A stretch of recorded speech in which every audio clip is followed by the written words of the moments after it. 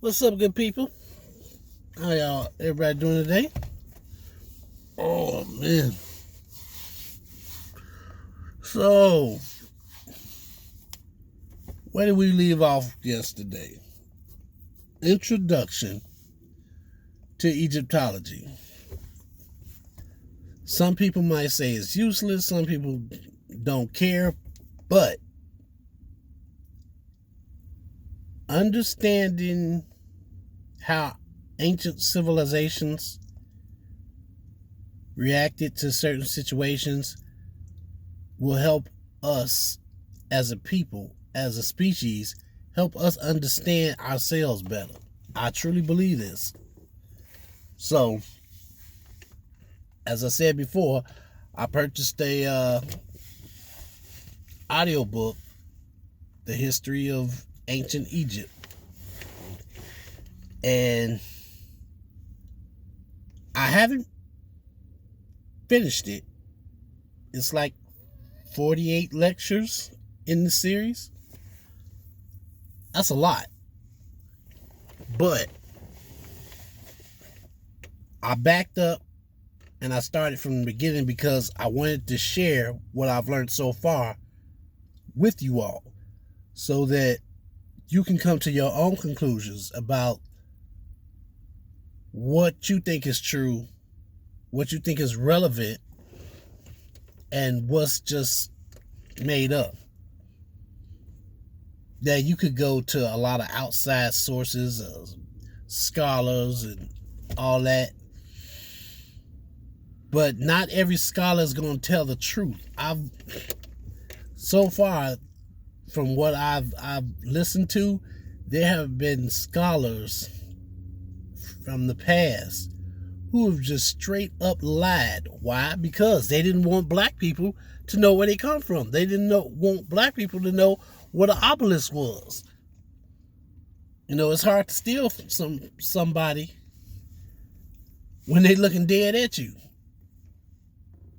I didn't take that. Yes, you did, man. I'm looking right at you. Wasn't me. What you mean it wasn't you? That type of situation. So, boot this up real quick. I'll let the professors say a few words, and I'll interject every now and again. And there is an approach towards the history of Egypt that's philological, through the language. Sir Alan Gardner, great scholar of the 1930s, 1940s, was a philologist. His specialty was language, hieroglyphs. He wrote a history of Egypt. A solid history, lots of good stuff in it. But it's mainly through language. I'll give you an example of how you figure out the history of Egypt through language. Take one pharaoh's name, the pharaoh Mentuhotep, made up of two Egyptian words. Montu, which is the war god, right? Montu was the war god, and Hotep means to be pleased. This is why you get lots of pharaohs whose names are things like Amenhotep, right? Mentuhotep. So it means Montu, the war god, is pleased. Now, as Sir Alan Gardner points out, that tells you something about the times. Why name a kid Mentuhotep? You know? It means there's war, and you want to be in favor with the war god. So just from the name, we can get an idea of the political times. You know? So there's a philological approach, mainly through texts and analyzing language, of trying to figure out history. And it's a legitimate approach. It's not mine. I'll tell you the one drawback. As Sir Alan Gardner's book, you know, it's very solid, as I say. Lots of good information. It's unreadable. I mean, it's deadly. And I always think, when I look at Alan Gardner's stuff, I always think of a man named Weigel. Arthur Weigel was the inspector of antiquities in the Valley of the Kings when Tutankhamun's tomb was discovered. And he's the best writer on archaeology that you'll find. In the preface to one of his books, Arthur Weigel says, "It's the goal of the archaeology writer to make the dead come alive, not to put the living to sleep." Right? And I think he's right. And this is why I have my approach. And let me explain what my approach is.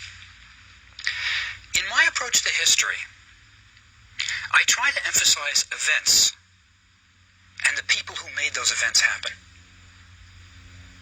We're going to go through Egyptian history learning events and the people involved. I think that's probably the best way to do it.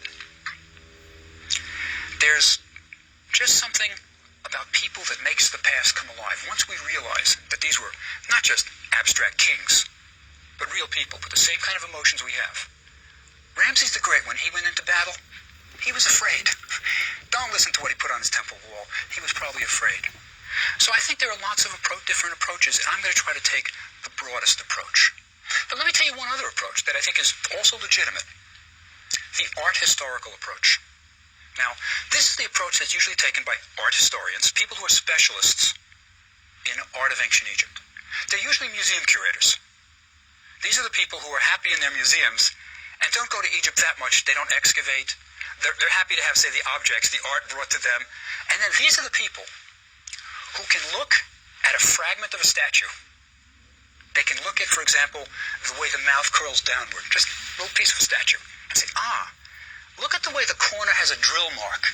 That didn't start till the late period, so we know this is probably 750 BC or later. Or they can look at an eye, and just from the eyebrow, they can tell you roughly the period, maybe even the pharaoh.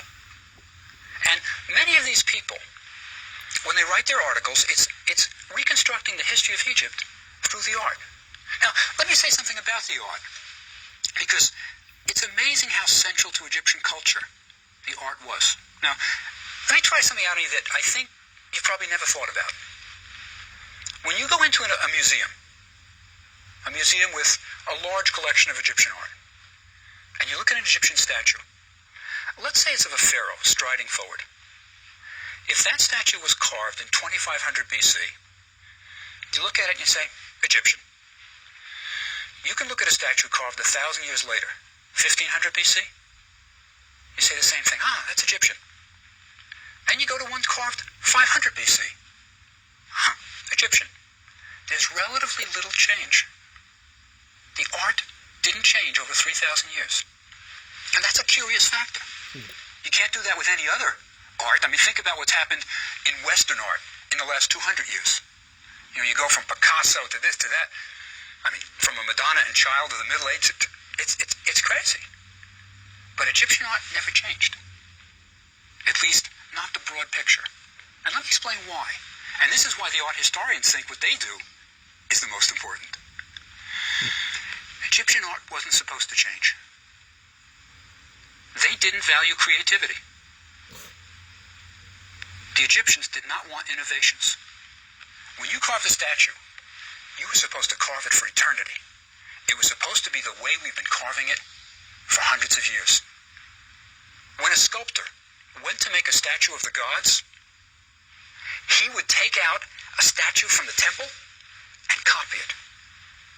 There was supposed to be a certain canon of proportion. Or, for example, and this will surprise you, when somebody painted a tomb painting, the first thing they did was a man would come in and put a grid on the wall, like graph paper. And next, the person who was going to draw the scene would come in. This was specialists. He would come in, and he would make sure that the proportions were right by using the grid. So maybe, for example, 3 squares were for the head. Then the shoulders had to be 7 squares. Then the distance from the shoulder to the knee had to be 8 squares. The proportions were always the same. It was supposed to be the same. They were basically reducing Egyptian art to paint by numbers. You were kind of filling in the boxes. And that's because there was a world order. There was a way that art was supposed to be, and it was supposed to stay that way. So you can really trace a lot of the culture from the art. And that's why the art historians do what they do. It's very important to grasp that.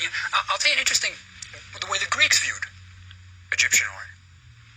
Now, it's surprising, but Plato, right, the philosopher, was in some sense opposed to art.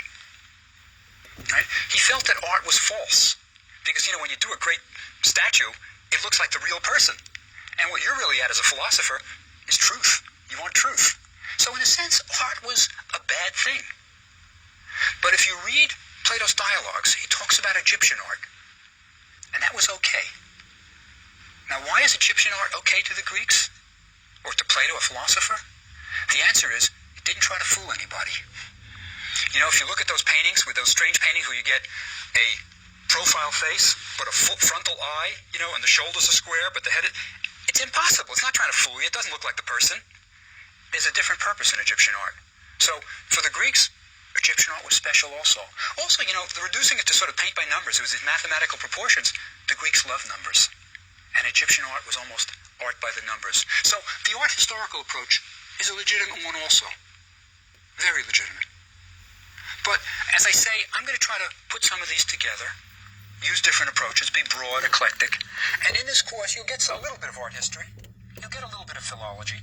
But mostly we'll get events. I want to show you the events that made Egypt what it was and the people that made those events. Let me tell you about how we know so much about ancient Egypt. As I said before, we don't know that much about the Mayans. So, the professor is basically saying that Egyptians, ancient Egyptians, communicated for the majority of the time through their art. Their art was their language. That's not bad. It's different from, it's not that much different from today, where a lot of people are into emojis. They'll send you a text full of emojis before they actually write it out and tell you what they got to say. So, yeah, ancient Egyptian language versus modern emojis. Emojis are its own language, and to understand ancient Egyptian language, it's not much difference. It suits the time period that it's in. So I'm gonna leave that right there, and we'll pick up this conversation later. Holla.